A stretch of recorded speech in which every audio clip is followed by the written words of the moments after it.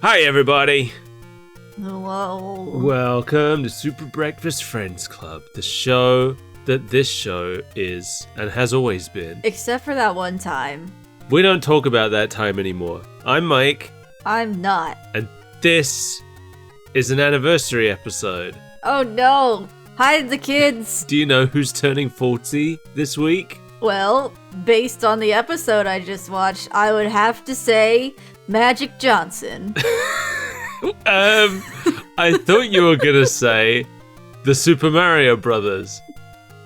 That would have been too predictable. Well, you ruined my bit. Play the theme song.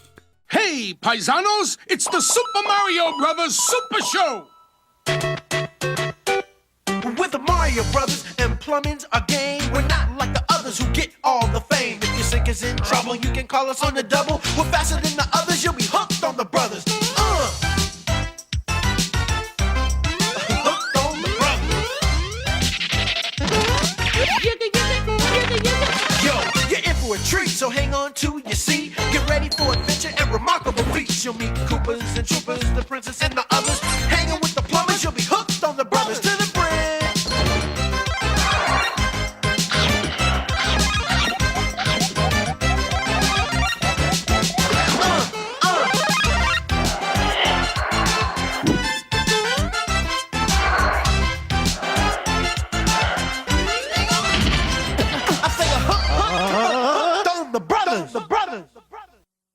What was you? Were you gonna say Magic Johnson? No, I was gonna say Zelda. Wait, I ruined my bit too. I've Wait. saved you from a bitter embarrassment. You're welcome. I thought you were gonna say it was the Mario Brothers, and then I was gonna say, no, it's Zelda. Play the theme song, and then I was gonna play the Mario theme song. I've thrown you off. Thrown you off with my japes and jeers. You have. I feel like that's not usable, what I just did as well. I feel like I need to say it's Zelda and then play the theme song. Or whatever. Listen, I don't know what just happened because I got completely thrown off by Mel's unpredictable joke. So it's Zelda's anniversary, but you just heard a Mario theme song. And listen, I gotta explain some things, okay? Okay, I was very confused. Can you start there? It makes sense. It makes sense if you know what's happening. It's Zelda's 40th anniversary, because we already did Mario's 40th last year, remember? No, but keep talking. That's why we watched the Mario movie. Oh. But now it's Zelda's anniversary. But the thing is, the only Zelda thing there is for us to look at is the Zelda cartoon in the Mario Brothers Super Show, which means we got to watch the Mario Brothers first because they're here first. I would prefer to watch the Mario Brothers. Me too. So you may remember from last time we looked at it that in the Super Mario Brothers Super Show, every Friday, they would have Zelda cartoons instead of Mario ones. Yeah. This aired on Friday, September 15th, 1989. And it's Mario first, so let's talk about Mario first. Yeah, Mario. This episode's called Magic's Magic. Who do you think it's about? I guess we'll just have to wait and see. We start with Mario, Luigi, and Edison playing basketball in the Mario Brothers plumbing office. I forgot all about Edison. Me too. Little spaghetti man. I love him. Me too. I want him to be in the game. Somebody... Oh, who was it? After we talked about him last time, somebody drew fan art of Edison in like a Mario style. I want to say it was Paul or Scormac. I think it might be Scormac. I think Scormac so comes too. to mind for some reason. Yeah. Whoever it was, remind us. I want to see that picture again. It's got to be in our Discord somewhere, right? Yeah, it's not like it goes anywhere. We just have to scroll and find it. Yeah, man. Are you scrolling and finding it? Yeah, should I not be doing that right now while we're recording? No. I just remembered it. If I'd remembered it earlier, I would have looked for it earlier, but it just flashed into my head. Because I was like, I want to see Edison in an actual Mario style. And then I was like, wait, I think I have seen that. I think one of our good friends drew it. I wish I could remember who. It's gone forever until we find it or they send it again. Yeah. Everybody who draws should draw Edison in a Mario style. And even if you don't draw, Yeah, it. just draw Edison anyway. He's a good character. He's a really good character. What does he even do? I don't know, but it's the fact that he's like Rocky Wrench adjacent, right? That's why he feels like Yeah. he fits in. Yeah, I suppose. He looks like a kind of a Paper Mario Rocky Wrench character because I was definitely thinking he looks like a Paper Mario character. Yeah, we never see him from the waist down. He's always popping out of a hole somewhere. And he's just goggles on a mop head. Yeah. He's great. He is great. I'm sad that his cameo here was so brief. I bet he'll have his own episode one day. He better. Anyway, the Mario Brothers are waiting for Magic Johnson to show up to play basketball with them. What a sentence. I know. Do you know anything about Magic Johnson? Only that he comes out of doors on the Super Mario Brothers Super Show. Okay, should we talk about that first? Should we? Because he's kind of lived in our heads for a long time, despite A us long not really time. knowing much about him. What was that? Was that from Bonus Stage? That was from Bonus Stage. So Bonus Stage was a Flash cartoon we used to watch. Pretty much just Bonus Stage and Homestar Runner were the only Flash cartoons I watched. I don't know about you. Yeah. Homestar Runner, I think, has stood the test of time. Bonus Stage, didn't we try to watch it recently and it just It kind of has not aged well. It has not aged well, no. You had to be there, and Yeah. also probably a teenager. Yeah. One of the things from it, or maybe the only thing from it that really stuck in my head, was the creator was doing, I guess it was like a Bill Cosby impression. And he just kind of goes on a rant. And then he starts talking about Magic Johnson. And he's like, I don't infringe, and neither does my friend Magic Johnson. You know what he does?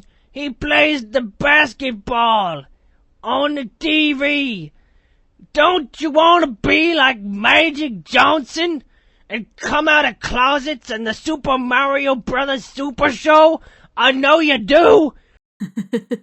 and I didn't even know this episode of the Super Mario Brothers Super Show existed. But just like I was so pleasantly surprised when Magic Johnson came out of that door. It's like it's finally come full circle. That is the reason I was excited to talk about this episode with you specifically. When I saw that it existed, I was like, oh, me and Mel need to talk about this. So that's our history with Magic Johnson. I have some news for you. Yeah. It was Scormac. Oh, you found it? I found it. Yeah, there we go. We found Scormac's Edison. Little Monty Mole. It's very good. We'll put it... I mean, it was in the Discord, I'm assuming. Yeah. When this episode goes up, I will try and remember to get it back to the front of the Discord so everybody listening can see it. If you're in the You have Discord. to remember to feed your Seaman. Oh yeah, I got to remember to feed my Seaman. So I went and I did some reading about Magic Johnson. Yeah. He played for the NBA from the late 70s to the early 90s and retired after contracting HIV. Oh, that sucks. Yeah, but so a lot of stuff happened after that. His diagnosis started a lot of controversy about his sexuality because that was a big deal at the time. Right. But he wasn't gay. He just contracted it as a heterosexual man. Right, because that's a thing that can happen. Yeah, there was like so little awareness around it all at the time. Like, despite his retirement, fans voted for him to play in an all-star game the year after he retired, which he did, despite other players protesting because they thought they'd be at risk of infection if they played with him. Oh my god, what a dark time to be alive. I know. His team won, and he was named the MVP. And after he scored a last-minute three-pointer, players from both teams ran onto the court to congratulate him. Then later on in 1992, he was chosen to represent the US in the Olympics alongside Michael Jordan, Larry Bird, and Charles Barkley, where he won a gold medal. Wow. He made a comeback to the NBA in the second half of the 90s and then retired on his own terms, rather than being forced out by his diagnosis. Right. But his decision to be open about his diagnosis has often been cited as a turning point in the public understanding, awareness, and acceptance of HIV. Thanks, Magic Johnson. Yeah, and he did a lot of activism and charity work around it. He created the Magic Johnson Foundation specifically to fight for people with HIV, so... He sounds like a pretty cool dude. Yeah, he does. He has now arrived in the medicine cabinet of the Super Mario Brothers. As one does. This isn't the first time we've seen someone in their medicine cabinet. No. It seems like whenever the guest star that they've got doesn't have time to be on set, they put them in the medicine cabinet. But that one girl, she started in the medicine cabinet, right? And then did she come out of it? Through. I'm pretty sure they did. Oh, okay. They pulled her through. Thought I remembered her always being in the cabinet. Unless I'm getting the guests confused. I don't know. I don't remember. But yeah, he obviously he couldn't be there. So he's just a video in the medicine cabinet.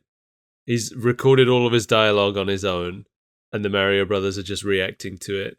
So because of that, all of the timing of it feels a bit weird and unnatural. Yeah. Hey, Magic Johnson, how you doing, man?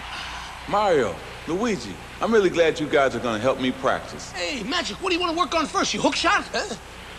Sorry to disappoint you guys. But they did a pretty good job of having him look in the right places, I thought. Yeah. It does look like he's actually looking at them most of the time. Most of the time. He is very clearly not an actor, but that's not his fault. He's not bad. For a not actor, we've seen worse. We've seen worse. And, he's not really any worse than Michael Jordan was in Space Jam, so... He's trying. Yeah. And it's difficult as well, since he's obviously reading his lines in a vacuum. Yeah. He's not, bouncing off anybody, which makes it harder. The brothers want to practice basketball with him. I don't know how they think they're going to do that through a medicine cabinet. Oh, they thought they were going to pull him through, but he doesn't want to. No. He wants to do magic tricks. He just wants to practice his magic tricks. You can't be named Magic and not be a magician. Well, he's not great at it. I guess he's better than I am. He's a novice. He's a beginner. He does manage to make things disappear just by sort of saying that that's going to happen now. So Right. That's more than I can do. You can't summon a rabbit that drags Luigi into a hell dimension. I don't know that. You don't know that. I've never tried. I'm pretty sure. I've never tried. Now, he makes their basketball disappear, but he doesn't know where it's going to reappear, and it reappears above Luigi's head and bonks him on the head. Oh, Luigi. And then now that's kind of it for the live action part for a while. Now we have to watch this stupid cartoon. Play the theme song.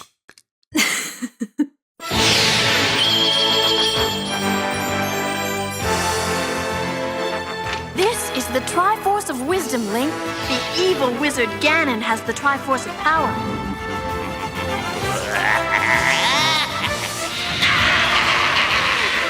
Whoever gets both Triforces will rule this land forever. You must help me, Link. Hey, for you, Zelda, anything.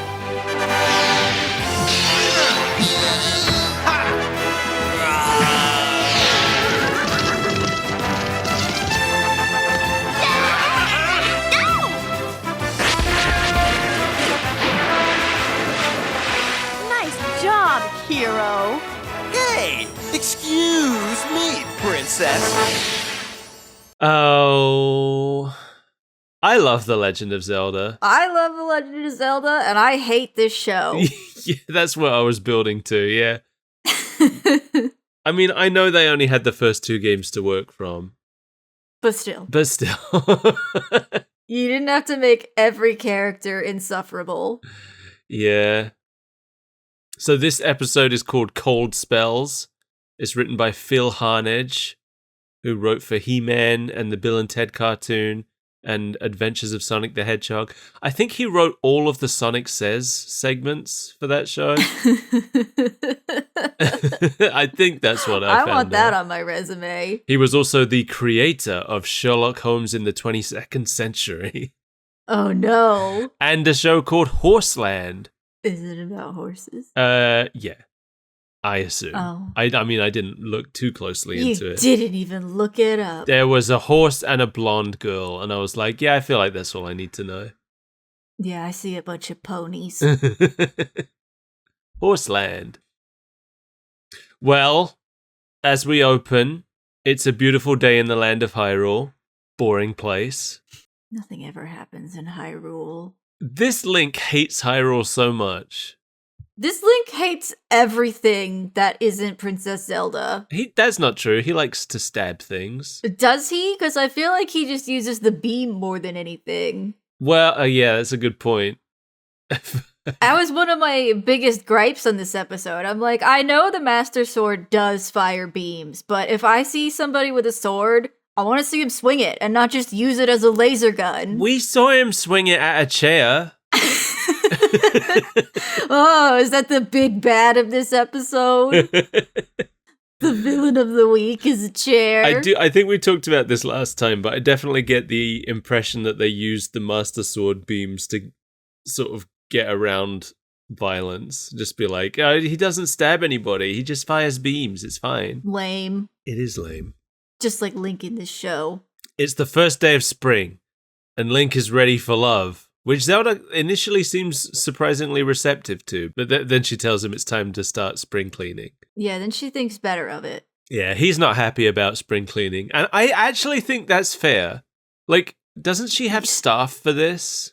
Yeah, it's Link and Sprite. Right. I think they might be the only people in the castle, just these three people. What is Link if not Zelda's staff? Like, he's supposed to be there to fight monsters and protect the Triforce, right? Should he be cleaning the castle? Well, he fails to protect the Triforce. Yeah, because he's cleaning the... Oh, no, because he's not. No. You're right. Because he decides he's going to pretend to be sick. Oh, he's got a school bellyache. A school bellyache? Uh-huh. I've never heard that phrase before. My brother says it all the time. So you're not actually sick, but you don't want to do something. Right. I mean, yeah, I got it. Just in case somebody out there didn't. Did you ever pretend to be sick to get off school? Obviously. Yeah. My mom had this kind of like strip thing that she would put against my forehead to take my temperature. Mm-hmm. And it was a black strip. I don't know how it worked, but it would like light up to like the point that the temperature was. You held it on the forehead for a while and it would slowly, like, I guess, absorb heat. And whatever temperature it was, it would color in up to that point. Right. But what I learned was I would be like, oh, I don't feel well. And she would go downstairs. She'd be like, right, I'll go and get the temperature thing. And if you've got a temperature, then you can stay home. And so she would go downstairs and I would hop out of bed and press my head against the radiator. Whoa, you've got a fever of 130 degrees. And when I heard her coming back up the stairs, I'd hop back in bed and she'd put it against my head and it would show that I had a temperature. She wouldn't notice like the glowing red spot on your forehead? No, of course not. The singed flesh. How hot do you think our radiators are?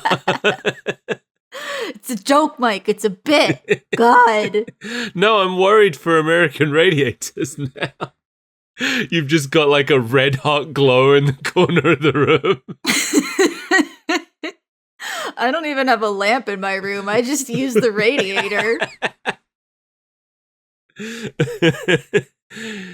Oh, it's dangerous. Sprite hears Link's fake sneezes and tells him to go to bed and get some rest. Meanwhile, Zelda is in Link's room bitching about his habits while the Triforce of Wisdom defends him. I thought that was really funny. It really frames Zelda as the unreasonable one. A pigsty. Link's corner is disgusting. Orderly ways do not make one brave, and neatness does not a kingdom save. If, like, Right. even the Triforce of Wisdom is like, leave him alone. He's still defending me, isn't he? I mean, not really. He's bad at his job and his room smells like butt. Yeah, hang on. Is his room also the room that the Triforce of Wisdom is kept in? In this scene, at least. Yeah. So does Ganon go into Link's bedroom to get it? I don't, cause like when he's faking sick, he's like in another room, isn't he? He can't sleep in this one because the bed is just a pile of dirty laundry. No, because he comes into this one in a minute. Yeah. And that's where he goes to bed. Is Link just casting off his stinky clothes in whatever room he finds? Maybe. Anyway, Zelda turns into Gruntilda for a second in this scene. Did you notice? Yes, I did. But still, it offends my royal nose when I must smell these stinky clothes. I was like, all right, the Triforce of Wisdom can speak and rhyme, but why is she? Yeah, it was a bit strange. So she goes to open the window to let the smell out, and Moby flies in. Which is funny, because at this point, Moby was mostly just doing DJ sets in local bars in New York City, so he wasn't very well known yet. Boo.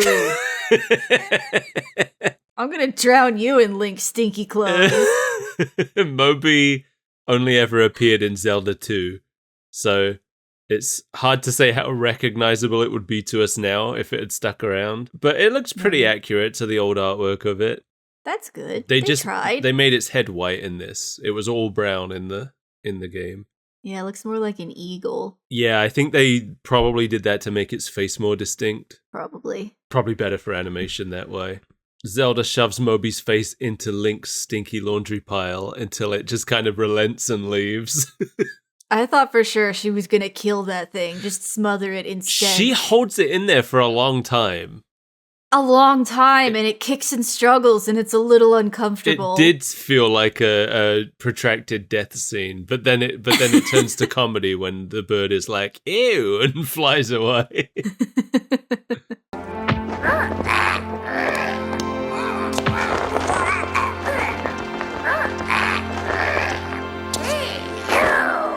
I did think that's funny, like, it's been sent there to attack them, but after dealing with that smell, it's like, you know what? No thanks. I don't get paid enough for this. Exactly, like a Flintstone animal. So Zelda, her struggle done, decides to relax on Link's bed for a split second, at which point Link enters and takes this as consent. Link, I just almost smothered a bird in your stinky clothes, and you want to make smooches? At least she escapes him before he lands on her. Because he does a serious pounce. Yeah. So Sprite explains that Link is sick and needs to go to bed. And Zelda thinks he's faking it, but lets him stay in bed. Yeah, he doesn't really come to any consequences for pretending to be sick. Being a little shit. Yeah, you'd think that a show like this for kids, they'd want to be like, this is what'll happen to you if you pretend to be sick, but he really does just sort of get away with not working for a while, and then nobody really minds. If you're the most special boy, you can do whatever you want. I sort of assume that any cleaning job he would have done would have been, like, terrible anyway. Probably. Like, she's in his room looking at the horrendous mess that he's made, and I'm like, do you want him cleaning downstairs where people are going to be? The whole castle is going to smell like that. He's gonna come up and he's gonna be like, Zelda, I did it. I cleaned everything. And he'll be standing there with his mop looking so proud of himself. Meanwhile, everything he's cleaned is now dirtier than it was when he started. You'll just see a mass underneath of a throw rug. Yeah, he mopped the floor, but also he needed to poop in the middle, and now that's just on the floor. Because we know he's a weird little wild boy. He just wants to be rolling around in the mud all the time. Yeah. Why is she even trying to civilize this guy? Because he's the chosen one. He's the only one who can defeat the Triforce or whatever. Whatever, let him live in the trees. Just send him to Ganon's house. Right. Cut out the middleman. Just send him right there. Quit waiting for him to make the first move. Why are they always waiting? Link never waits for Ganondorf to make the first move, does he? Usually that's a bad thing if Ganondorf has made the first move. Yeah, usually that's like 7 years of terror Bad luck. cast upon Hyrule. Right? That's you get trapped in the Temple of Time for 7 years and everything is bad when you return. Yeah. Anyway, Moby goes home to Ganon and tells him that they're cleaning the castle. And for some reason, Ganon thinks that's the perfect time to steal the Triforce. I think he kind of just thinks that everything is the perfect time to steal the Triforce.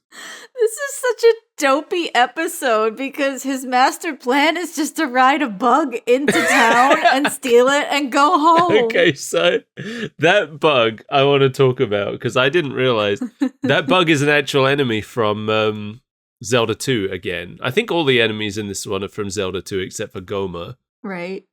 This, and because I just wrote in my notes, this is just a pill bug. Yeah. Because I didn't recognize it as anything. This is actually Loda from Zelda 2. I'm going to send you a picture of Loda. Here's what it looks like. Oh, that's a pretty little abomination. Loda is like ankle high to Link. It's a tiny little bug that crawls around on the floor. Cute. But here it's huge and Ganon's riding it. And he looks so funny riding it. Every time I see him riding this giant pill bug, I'm like, Ganon, what are you doing?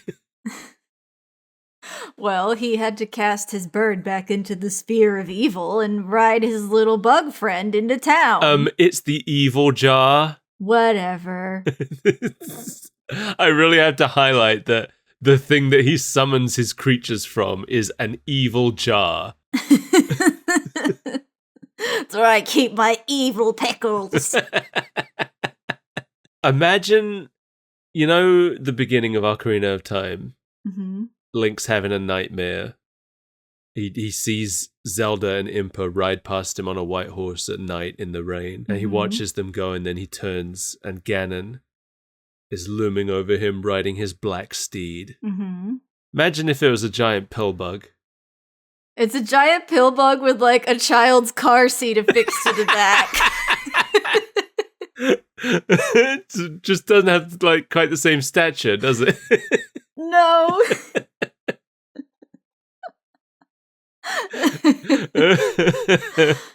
Back in Hyrule Castle Town, everybody's cleaning. Everyone in the whole town is cleaning, I guess. Maybe that's why nobody's cleaning the castle. Maybe Zelda sent all the staff and was like, go and clean your homes. Clean the town. Go dust.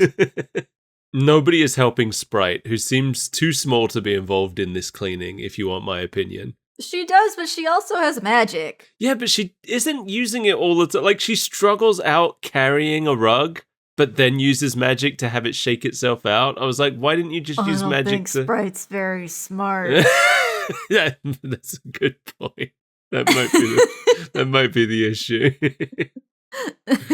Ganon, meanwhile, is watching Sprite take an orange from an old lady to give to Link to cure his sickness. It doesn't seem like any money is involved in this transaction. It looked like the lady was upset about that part, though. Yeah. Like she was supposed to get paid. Yeah. She's just wandering around the town being like, oranges, they're good if you're sick or something.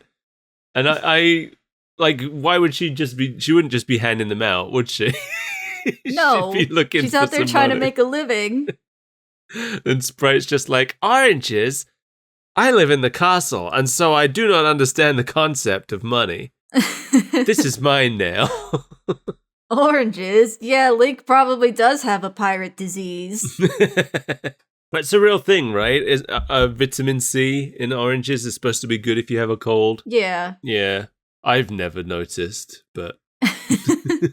Because I drink a lot of orange juice. Is that good? Does that count? I think it's like if you maintain it, it's supposed to like improve your immune system or something. I don't know. Okay. I actually haven't been sick in a long time now that I think about it. But remember when you had COVID like 8 times? Yeah.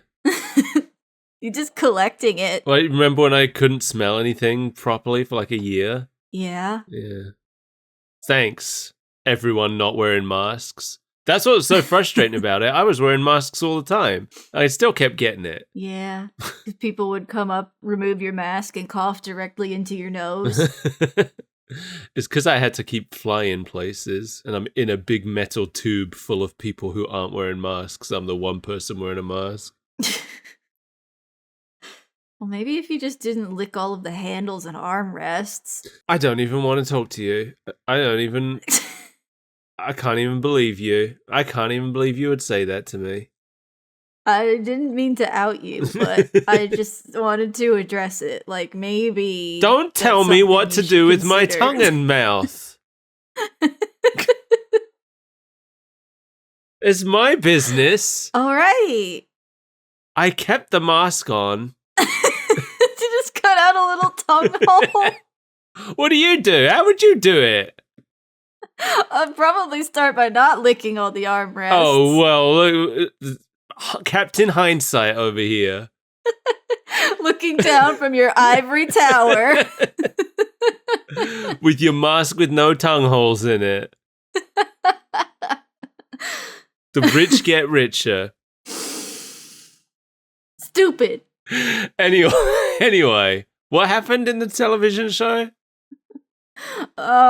Sprite stole an orange from an old woman. Oh yeah, and then Ganon zaps Sprite with magic and gives her tons of energy for some reason. I don't think even he meant to do this. I don't think he had a plan at all today. He rode a bug into town and zapped a fairy. He heard they were cleaning, he rode a bug into town, and he gave a fairy lots of energy. But when he does it, he's like, "You'll feel sicker after this," but then she just like gets better. Yeah, she's like, "I feel great, actually. I'm gonna go deadlift something." Somebody. Anyway, Link's in his room sword fighting a chair. This is the part where I was talking about. Yeah. The only time he used a sword is a sword. But Sprite shows up at the door, so he jumps back into bed to pretend to be sick. And she gives him the orange, and when she leaves, he throws it away. This scene was pointless. The whole orange thing was pointless. Like, for a split second, I was like, did he actually, like, zap the orange? Is he supposed to eat the orange, and then that makes him sick? But he didn't eat the orange. What a waste of my time. Yeah. There's no point to the whole orange thing. No, it goes nowhere. It's just, she didn't even need to get an orange. She was already in town dusting out the carpet. Yeah.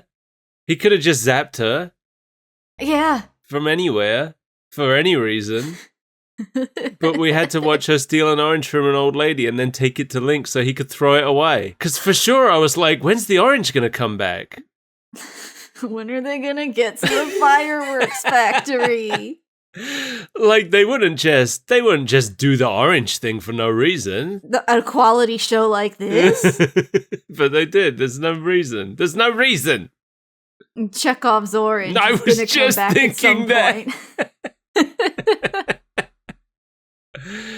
Anyway, Zelda gives Sprite like 50 more jobs. She's just a little guy. But you keep forgetting she has magic. Yeah, and look how that turns out. It's only because she got the old Ganon magic tickle. She tries to use her magic to clean. Is this Zelda's room? I think it is. It's somebody's fancy bedroom. No, but she creates a Fantasia situation instead. That's exactly what it is. It's exactly what it is. Immediately, I was like, "This is now. It's just Fantasia we're watching, but Zelda." Yeah, just the magician's apprentice. Yeah, all the sentient mops start flooding the tower. Winged buckets start flying down to the well and bringing more water in to flood the whole room. Link and Zelda hear Sprite screaming. They go to see what's happening and they get washed away down the stairs. That was the only part I liked. There's no indication that the entire room is flooded until he opens the door and it comes crashing out. I liked when they're at the bottom and they're like, Ganon must be doing this. And Link is like, You're right. You better take these, and hands Zelda a bunch of like tiny Sylvanian families, bows and boomerangs. Sylvanian families. That was the first thing I thought of. That's exactly what it is. I was gonna say little weapons for mice, and that's what they are. Little Sylvanian mice family. Aren't Sylvanian families called something else over there? They are, but the name has just escaped me.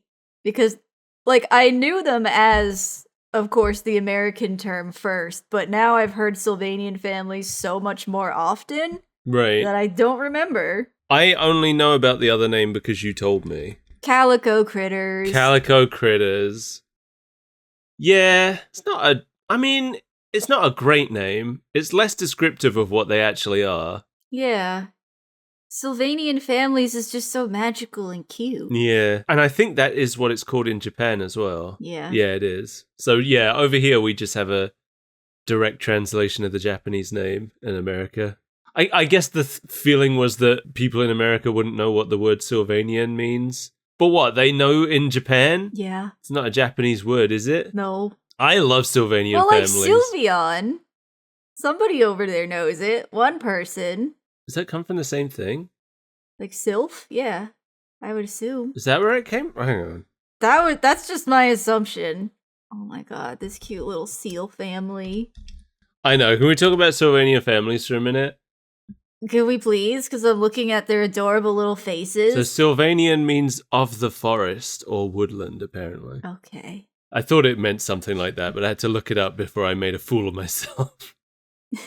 So I love Sylvanian families. I never had any because they're expensive when I was growing up. And I think they're also like considered to be for girls. Who cares? They're cute. Yeah, I never considered any like I never liked dolls of either kind. You know, like I didn't like Barbie or G.I. Joe. Any gender of doll, like plastic human doll, I've never liked. Yeah. But if I was gonna have dolls, it would be these cute little fuzzy animals. Yeah. I was a stuffed animal kid. I didn't like dolls. I wanted creatures. Yeah, same. I always wanted animal toys and stuffed animals, and any plastic toys I had were usually like Disney characters. Or I had this full set of, we had a Warner Brothers studio store at the mall where I grew up. I used to go there all the time. There was a Disney store in there as well, but the Disney figures were more expensive. So I just got tons of Looney Tunes figures because they were like £1 cheaper. It's like, I can get more Looney Tunes figures. And I had every Looney Tune, I think. I just collected all of them. Every Looney Tune and also all 3 of the Animaniacs. And maybe a couple Tiny Toons too. I forget. It's the fact that they're little families that mean boys are not allowed to play with them. Yeah, but they're so good. They're so precious. They're all so cute. And like, their cute little outfits. And there's like lore. There's so much lore about them. Because I remember it's like you would get the family. They would have a box that was like the family, and then you could get like an add-on box that was like the grandparents and stuff. And I was like, wow. Crazy. I had a couple friends who had them. I didn't even know these existed until I was an adult, and I think that's a good thing. I kind of like forgot they existed. I think my sister got into them. Like, I think my sister has some now. She didn't have any growing up, but I think like as an adult, she got into, I don't think she collected a lot of them, but I think she got a few. Right. Yeah, they're just perfect little like, because I've always found doll houses a little bit creepy.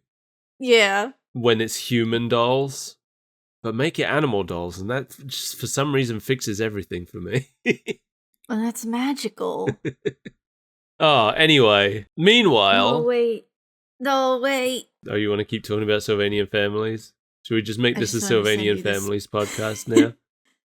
I just wanted to show you that picture I was looking at. Is that penguin? Yeah.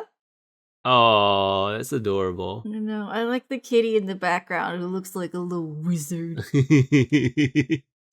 I always wanted the hedgehog family. They're so cool. You would. No, they're really cool. You've seen them. You know what I'm talking about. Yeah. They're like definitely black coded. They like kind of treated the hedgehog spines as afros instead. They're very cute. I like them. Oh my god, I just want to look at this picture of the cute little otter family. Why are you being weird about it? They're so cute. We need to talk about something else. Isn't there like a ladybug family? Did I make that up? Maybe I made that up. I don't know. I thought I remembered hearing that there were like a ladybug family, but when I look at it, all I'm seeing is ladybug costumes for koalas and stuff. Anyway, The Legend of Zelda. So while all of this Fantasia bullshit's happening, Ganon's pillbug mount is scaling the tower. Yeah. I burst out laughing. It's so funny. It's just walking right up there. It's just walking up the side of the tower, like gravity's nothing to it. It's like he's driving a Mako or something. Ganon grabs the Triforce of Wisdom and explains basically the whole premise of the show in case we didn't see the first episode. When combined with my own Triforce, it will make me ruler of all Hyrule! And that will be the end of Link and Zelda! Did we talk about why there are only 2? I think it's just that there had only been 2 in the games at that point. Gotcha. Because I think... God, I don't remember exactly because it's been a couple years now since I played it for the first time.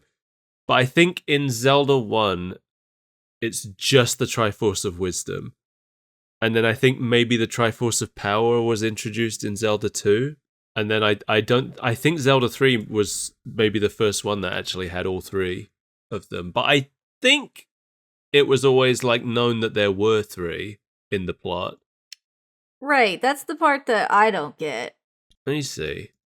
It's funny because I don't know about you, but I generally consider the Triforce of Courage to be the most important one. That's the one that's stuck inside Link. Yeah, it's Link's one. Yeah. But it just doesn't exist in this show.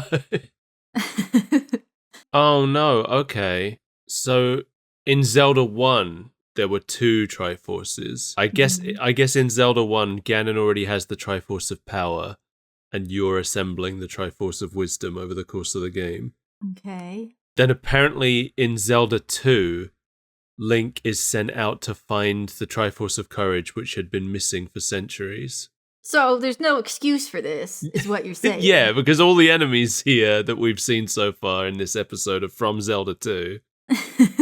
Yeah, so it does look like originally there were only 2 pieces of the Triforce, and then the third one was added later. So I guess originally it really was just called the Triforce because they were triangles. Right.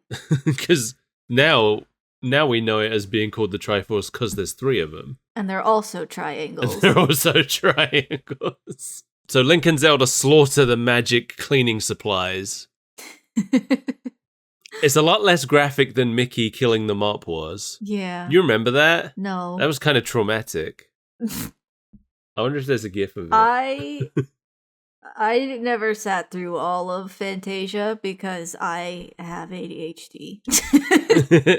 Well, I always had it on while I was doing other stuff. That's the problem. I would put it on and then leave the room. Oh, well, see, my thing was I would put it on and then do other stuff until Mickey Mouse came along, and then I would pay attention until he was done killing mops. But yeah, I was hoping I could find a gif of it, but it's pretty graphic. It's pretty, like, shocking to watch at the time. I don't know that I would be that impressed. Yeah, that's why I want to see it again. Because I kind of want to, like, check for myself and be like, is this just, like, childhood remembrance, you know? Maybe it wasn't so bad. Childhood trauma. Yeah. Maybe it wasn't so graphic. Maybe I just feel like it was because I was, like, 8. When we're done, I'm going to show you just that part on Disney+. And then you can be the judge. You can try. You can be the judge. People in the comments, let us know. Were you traumatized by Mickey Mouse hacking a sentient mop to death with an axe? I was. It only shows it in silhouette and everything turns red, and it's like, oh. It just felt a lot more violent than any of this did. No violence allowed in this show. So they realize the Triforce is gone, and Zelda threatens to infect Link with a worse disease if he doesn't get the Triforce back, confirming rumors about a Hyrulean germ warfare lab. Somebody has synthesized a super virus underneath Hyrule Castle. Yeah, it's that guy. You know, the guy that you take the frog to so it can make the eye drops? Oh, yeah. It's definitely him. Do you think Morpha is created from runoff? Yes. I hate Morpha. He sucks. Yeah. He's not as bad as Georg, though. Georg is the absolute worst, least fun boss ever. It's pronounced George. George! Okay, George the fish. You know, it's funny because depending on how you tackle it, he can be the easiest or the hardest boss of that game. Because I knew a way to beat him that made him so easy, but I don't remember it anymore. And every time I play that game again, I struggle. Yeah, like you have to have the health upgrade, which you get from Great Bay Temple. Because otherwise, you just need a pocket full of fairies. There's no way to get through it without him smacking you to death. My favorite was Goat.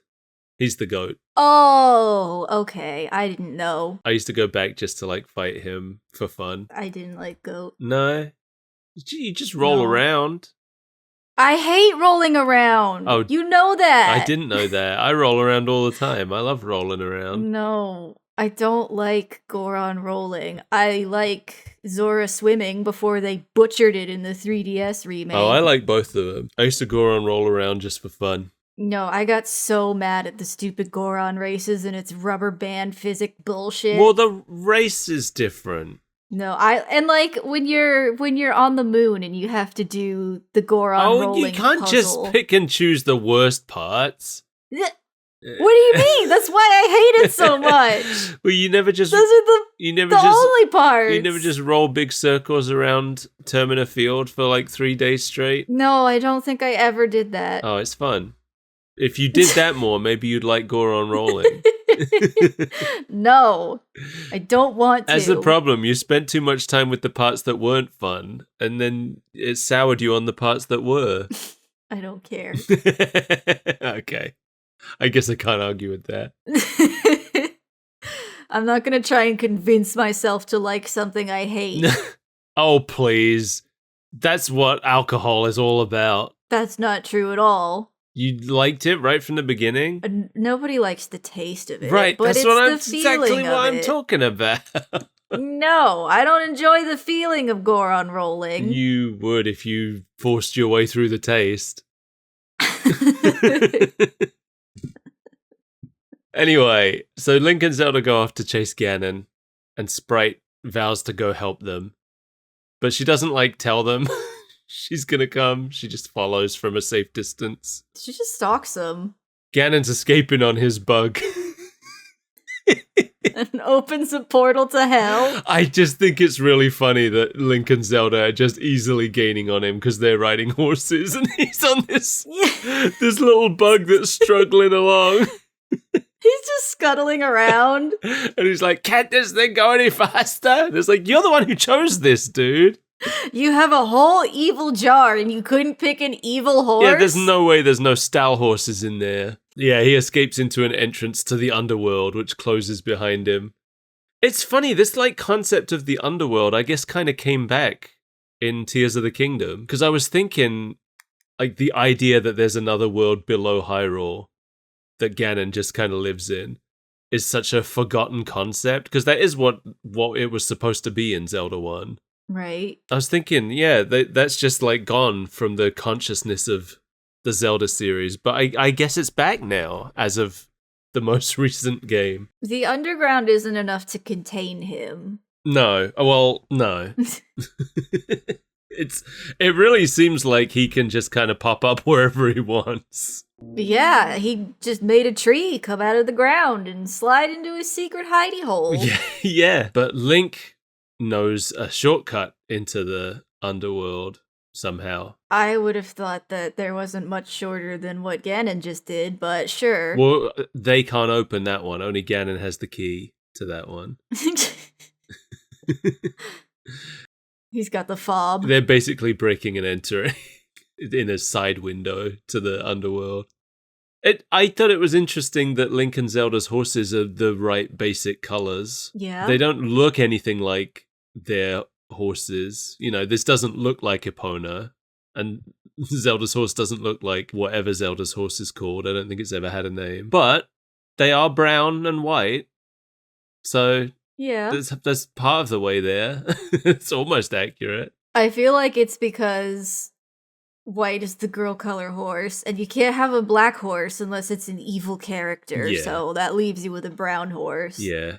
I mean, yours are the only horse colors. I'm just trying to be generous. Imagine him riding a mottled gray horse. Embarrassing. So they go in the underworld, they get grabbed by some tree roots and fall in a hole. And they land in what looks like a big whiskey glass. Yeah. Ganon's putting the two Triforces together on his shelf. Little collector's pieces. And then Goma comes out. Yeah, everybody's friend Goma. Yeah, Goma back when Goma was a big crab. Because I feel like, having grown up with Ocarina of Time, we kind of think of Goma as a big spider. Yeah. But Goma was a crab originally, and has been a crab again since.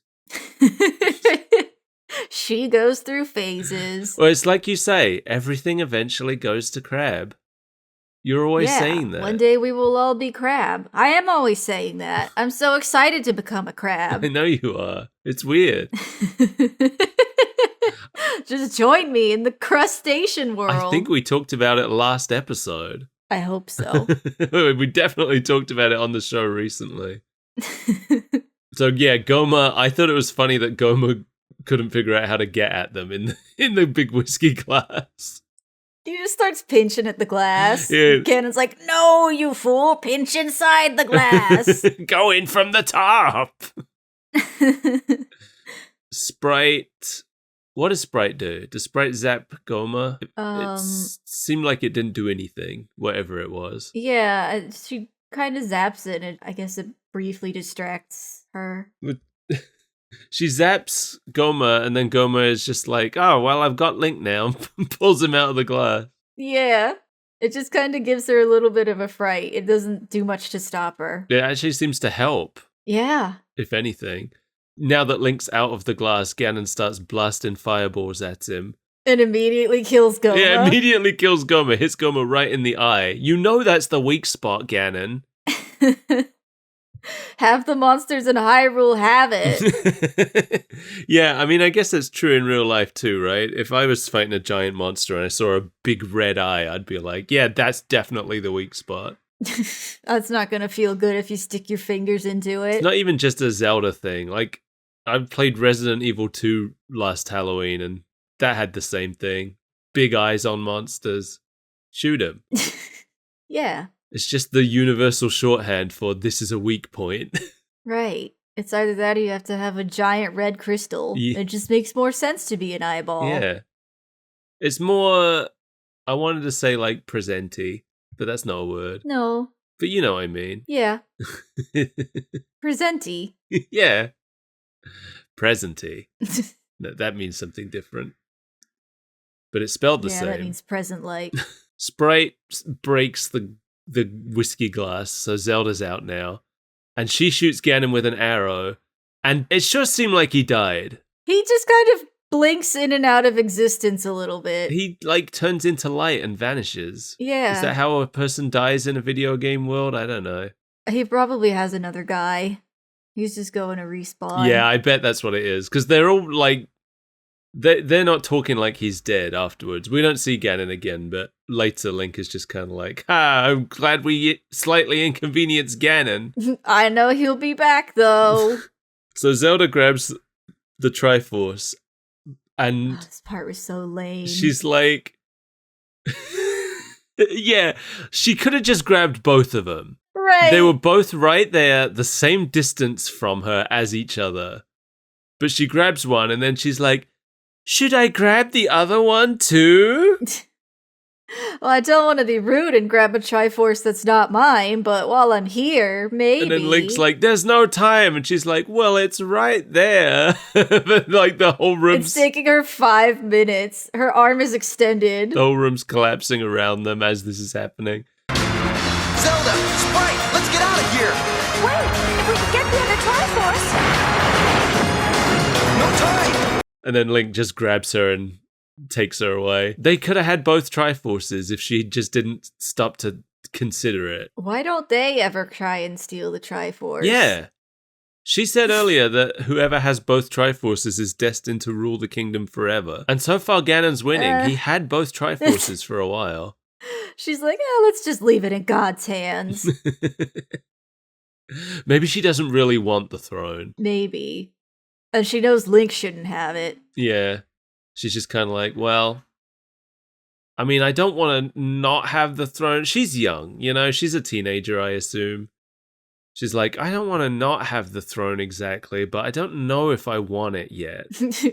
So I'm not fighting too hard. Like, do I want it forever? What if I want to see other people? Right. See other kingdoms. Yeah. So Zelda sends Link and Sprite back to clean her bedroom, and that's the end. What a good episode. Oh, I just had the realization that that's the end of the Zelda cartoon, but not the end of the show. No, now we go back to the best part of the show. Yeah, and apparently, in the time that we've been gone, Magic Johnson has dropped a bowling ball on Luigi.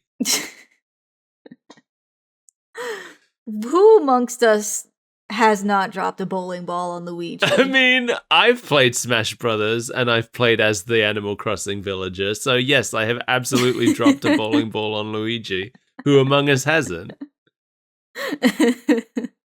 That I remember was the very first trailer showing the villager. One of the things they showcased was the villager dropping a bowling ball.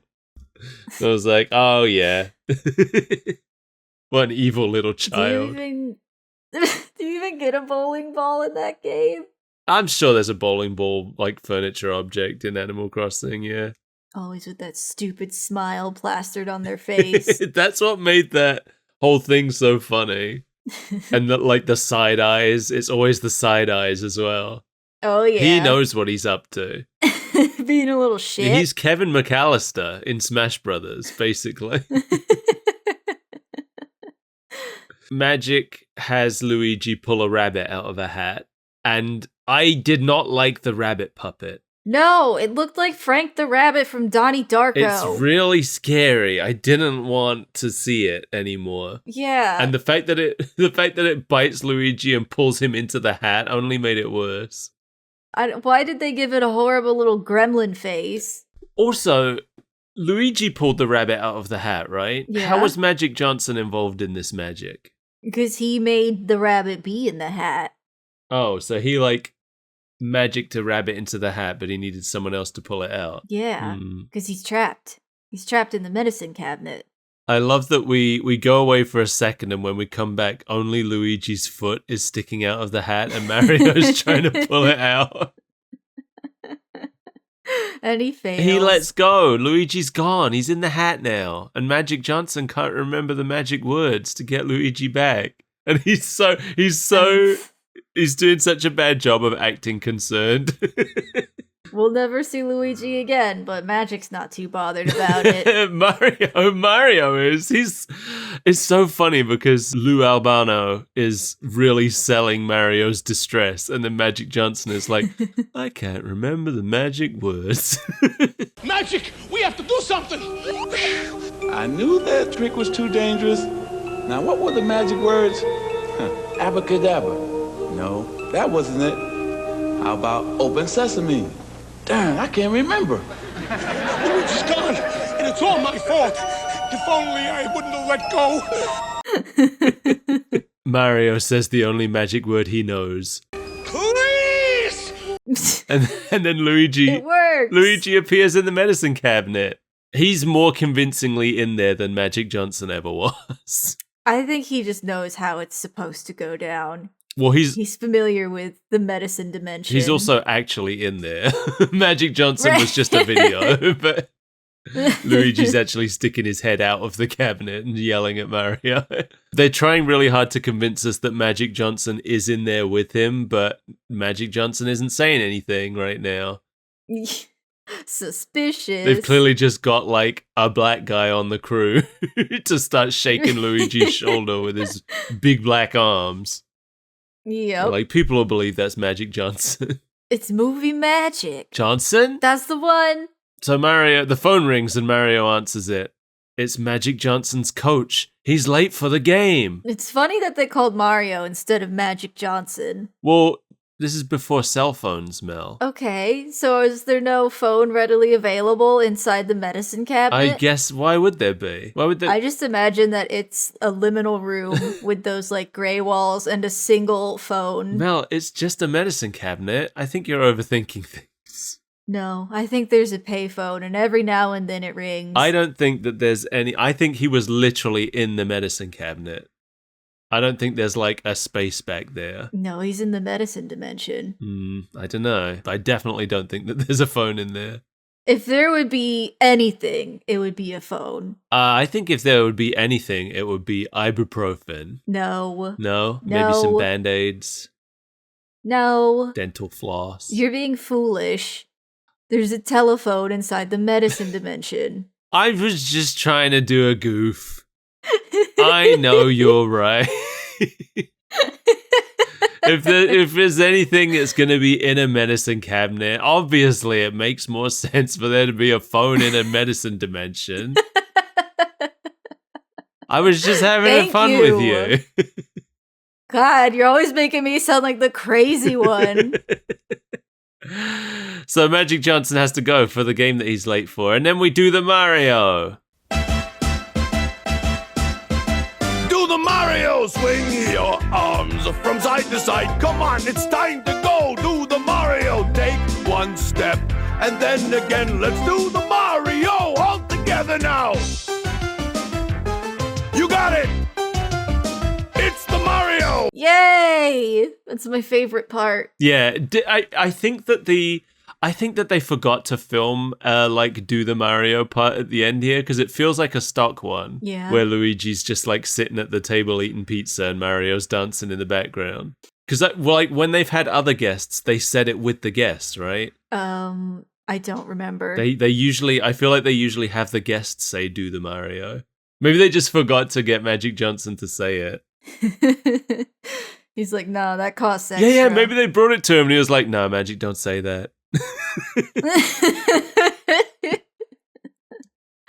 Listen, I'll sell out a little bit, but only so much. I just remembered the one other thing that I know Magic Johnson for. Yeah. Remember the Simpsons episode where Homer accidentally averts a meltdown and everyone calls him a hero for it?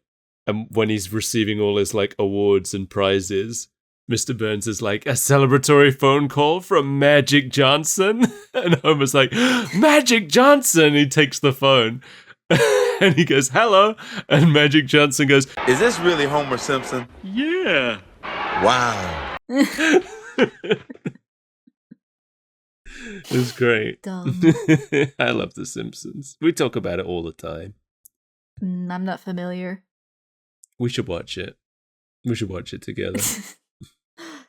I always want to watch The Simpsons. What did you think of this episode of Super Mario Brothers Super Show Friday episode featuring the Legend of Zelda cartoon? I enjoyed Mario and Luigi and Magic Johnson. I hated the episode of Zelda. I feel pretty similar. There were things that I loved. Ganondorf riding around on a big pill bug was really the highlight of the Zelda part. It was really boring and really stupid. But I'm gonna take that image of Ganon riding a pill bug with me to the grave. Good. I hope they bring that back in the next Zelda game. Oh, yeah. I'm thinking about it now. Can we make it a thing? Everybody make that a thing.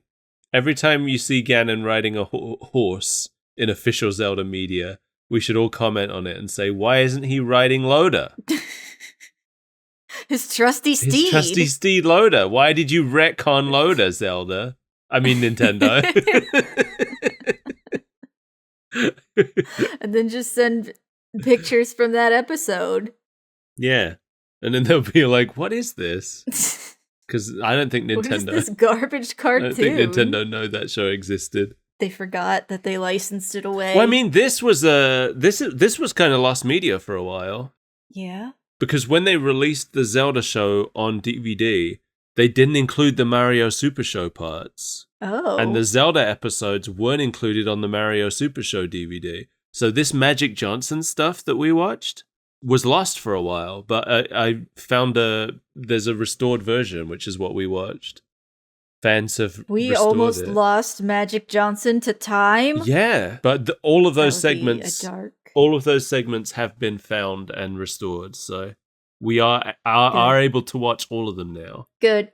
Yeah, it's great. It would have been so sad if Magic Johnson on the Super Mario Brothers Super Show was gone forever. There would be something missing from our lives until the day we died. Yeah, but we wouldn't even know it. We would just feel an emptiness. Yeah. A loss for something we never knew. Yeah.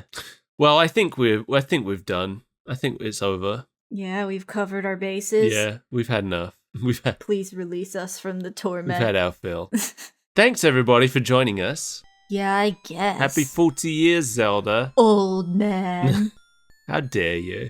Old woman. I'm only a little bit younger than Zelda. Thank you to our weird freaks, Natalie No, Mark Kelly, and Jamie Core, and our Club Mesmeron, Eugene Lattig. Thank you. If you'd like to join them, you can head to patreon.com/superbreakfastfriendsclub, where you can find special bonus episodes and lots of outtakes from our show. And if you join at the Mesmeron tier, you can demand we cover things that you want to see us cover. Dun, dun, dun. I'm Skull Pirate Mike, and you can find me playing Chibi Robo on twitch.tv/Skull Pirate Mike. Oh no! It's really fun. I never got to play it until now. I don't know much about the series, but I'm interested. Yeah, it's been a good time so far. I'm the family that bought me is getting a divorce. That's where I'm at right now. Oh, you didn't want to work through the divorce on Valentine's Day? No, it's funny because like kids blame themselves for their parents getting divorced. It really is my fault. But it was Chibi Robo? It's Chibi Robo's fault. What did you do? Well, the dad doesn't have a job, and then he spent all his money on Chibi Robo. That's the plot. Dumb. So yeah, find me on Twitch, find me on Blue Sky, find me on the streets, begging for your money. Dancing like a fool with your hat on the ground, awaiting collections from pitying souls. Yeah, there's no music except the music in my heart. Bye!